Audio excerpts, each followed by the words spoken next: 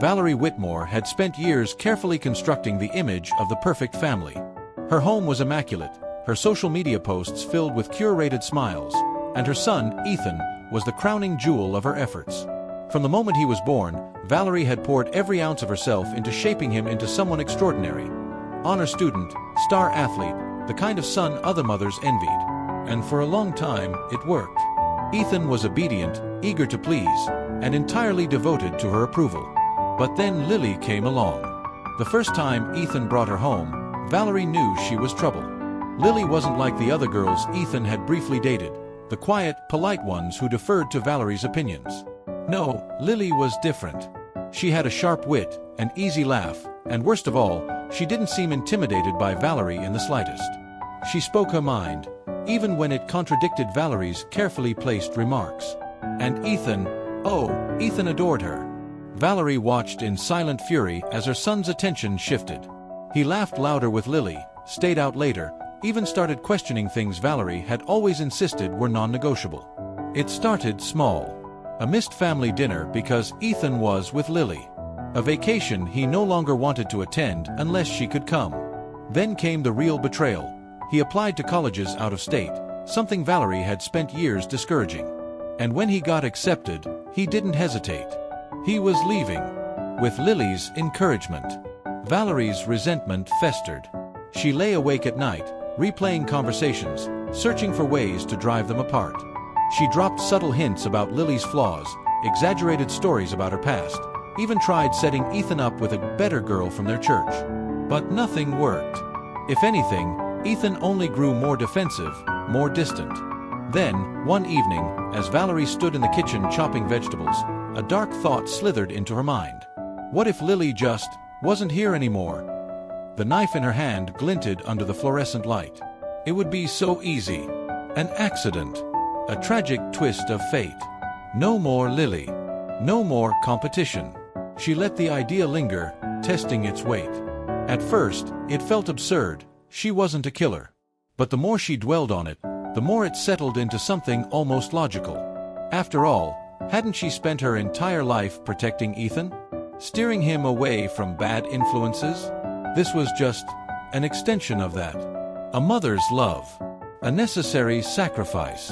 By the time she finished dinner, the fantasy had taken root. She pictured it, Lily's absence, Ethan's grief, and then, eventually, his return to her. The rightful order of things restored.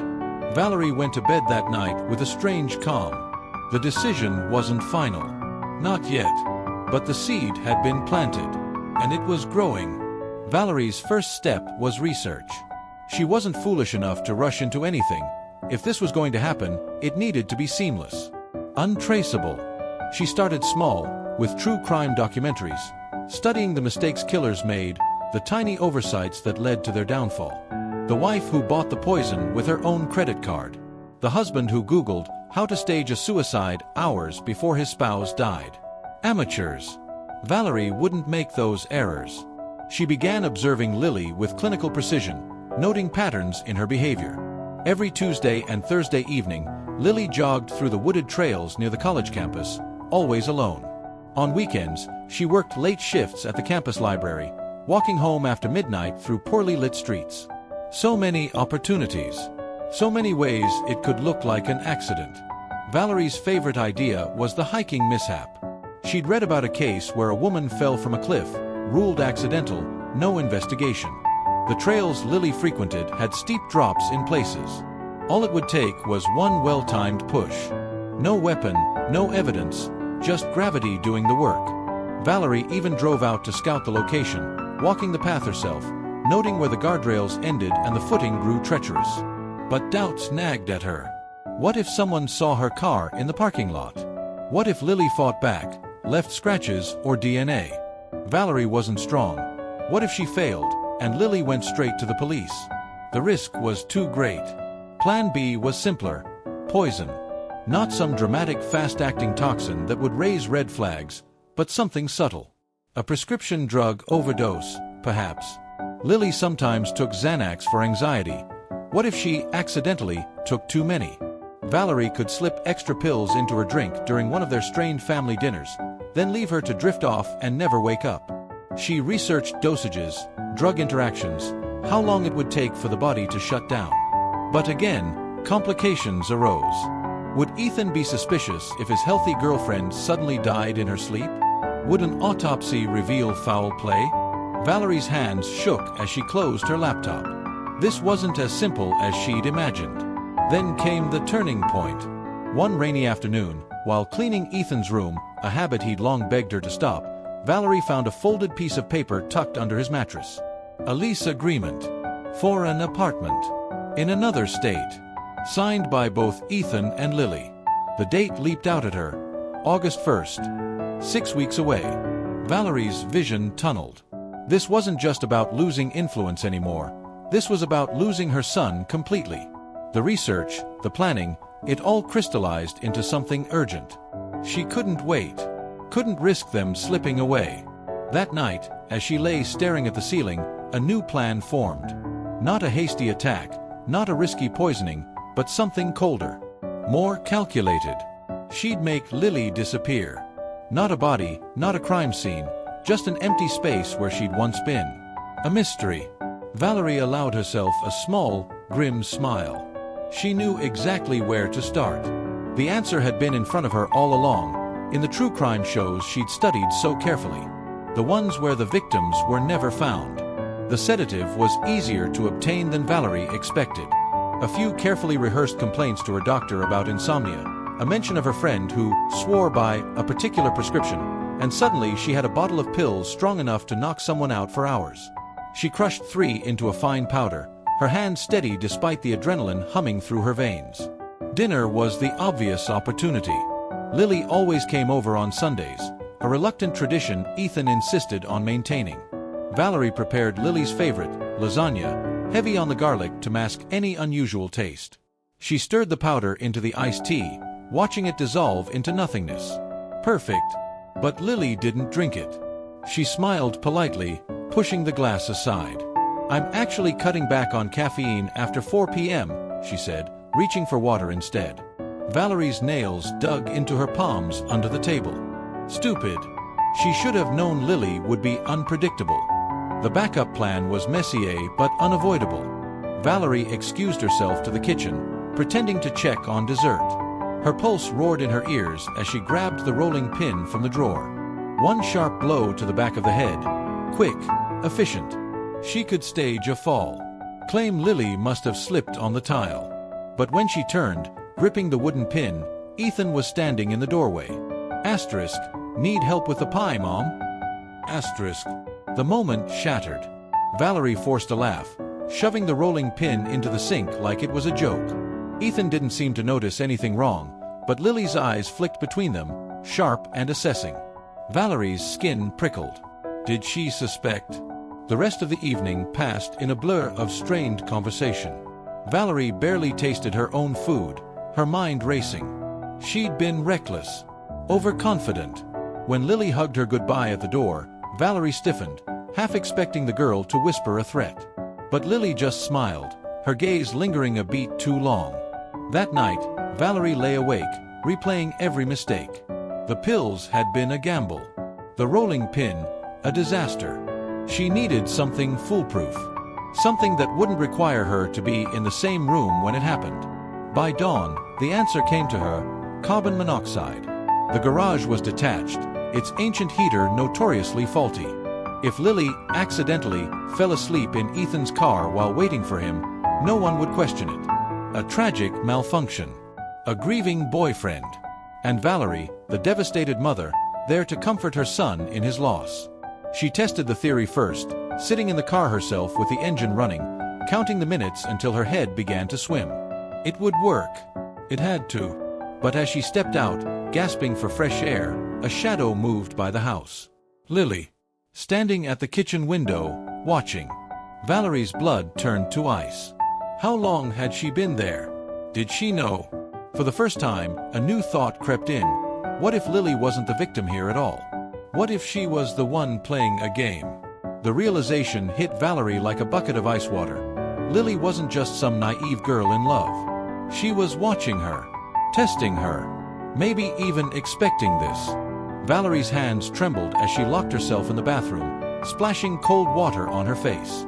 She replayed every interaction, the way Lily had avoided the spiked drink, the knowing look at dinner, and now, catching her in the garage. It was too calculated, too deliberate. Had Ethan said something? Had Lily always suspected? Or worse, had she planned for this? Valerie's paranoia spiraled. She rifled through Lily's social media, searching for clues. Then she found it, a tagged photo from months ago, Lily at a true crime convention, grinning beside a panel titled Asterisk, Surviving the Unthinkable, Women Who Escaped. Asterisk. A sickening thought took root. What if Lily had done this before? The next few days were agony. Valerie canceled their usual Sunday dinner, claiming a migraine. She watched from the curtains as Ethan and Lily pulled out of the driveway, Lily's laughter drifting through the open car window. Mocking her. She needed to act fast. But now, every plan felt flimsy. If Lily was anticipating an attack, she'd be prepared. Valerie couldn't risk another mistake. Then, an idea, one so simple it was almost elegant. Lily had a peanut allergy. A severe one. Ethan had mentioned it offhand once, how she carried an EpiPen everywhere. Valerie's kitchen was peanut-free, but what if that changed? She bought a jar of peanut oil, the kind that left no visible trace. A single drop in Lily's coffee, her salad dressing, anything, enough to trigger a reaction, but not enough to be obvious. And if the EpiPen happened to be missing when Lily reached for it? Valerie rehearsed the scenario in her head. She'd feign panic, call 911 just a little too late. By the time help arrived, it would be over. A tragic accident. A grieving mother, clutching her son as he sobbed. The day of the plan, Valerie's nerves were steel. She prepared lunch, stirring a teaspoon of peanut oil into the dressing. Her hands didn't shake this time. But when Lily arrived, she didn't come alone. A friend, someone Valerie had never met, walked in with her, chatting brightly about a new allergy alert app. It notifies your emergency contacts if you're exposed, the girl said, tapping her phone. Asterisk, even tracks EpiPen locations. Isn't that wild? Asterisk. Lily smiled, her eyes sliding to Valerie. Asterisk, yeah. Almost like someone's looking out for me. Asterisk. Valerie's stomach dropped. The salad went untouched. The coffee stayed full. And when Lily hugged her goodbye, she whispered something that made Valerie's blood freeze. Asterisk, be careful, Valerie. Accidents happen to moms too. Asterisk. That night, Valerie checked her car brakes. Just in case. Valerie sat in her silent living room, the weight of Lily's words pressing down on her like a physical force. Asterisk, accidents happen to moms too. Asterisk, a threat? A warning? Or just her own unraveling mind playing tricks on her? She poured a glass of wine with shaking hands, the liquid sloshing dangerously close to the rim. The house felt different now. Too quiet, as if the walls themselves were holding their breath. Every creak of the floorboards made her flinch. She kept seeing flashes of Lily's smile, not sweet, not innocent, but sharp, knowing. Had she underestimated the girl this entire time? Valerie's phone buzzed. A text from Ethan, asterisk, hey, Lily and I are thinking of moving up the move-in date. Maybe next week. Asterisk. Her vision blurred. Next week. Not 6 weeks. Next week. She couldn't breathe. All her planning, all her careful calculations, useless. There was no time left for subtlety, for staged accidents. If she was going to act, it had to be now. Tonight. Valerie stood abruptly, the wineglass tipping over, staining the carpet red like blood. She didn't bother cleaning it. Instead, she walked to the garage, where an old toolbox sat gathering dust. Inside, beneath tangled coils of rope and rusted nails, was a handgun her late husband had owned. She'd never fired it. Never even held it. But it was loaded. She slipped it into her purse, her fingers numb. The drive to Lily's apartment was a blur. Valerie didn't remember parking, didn't remember climbing the stairs. She only knew she was standing outside Lily's door, her heart hammering so hard she thought it might crack her ribs. She raised her hand to knock, and the door swung open before she could. Lily stood there, dressed in pajamas, her hair loose around her shoulders. No fear in her eyes. No surprise. Just quiet resignation, as if she'd been waiting. For a long moment, neither of them moved. Then Lily stepped aside. "You should come in," she said softly. Before someone sees you. Valerie's grip tightened on the gun in her purse. This was it. The moment she'd played out in her head 100 times. But now, face to face, she hesitated. Lily sighed. "You're not a killer, Valerie." And that was the cruelest twist of all. Lily was right. Valerie's shoulders sagged. The gun suddenly felt heavy, grotesque. What was she doing? This wasn't her. This had never been her. She turned and walked away, leaving the gun, the plan, the hatred behind her. By the time she reached her car, she was sobbing. Not out of guilt, not out of relief, but out of sheer, crushing defeat. Lily had won. And Valerie? She finally understood. She'd lost her son long before Lily ever came into the picture. Not to love, but to herself.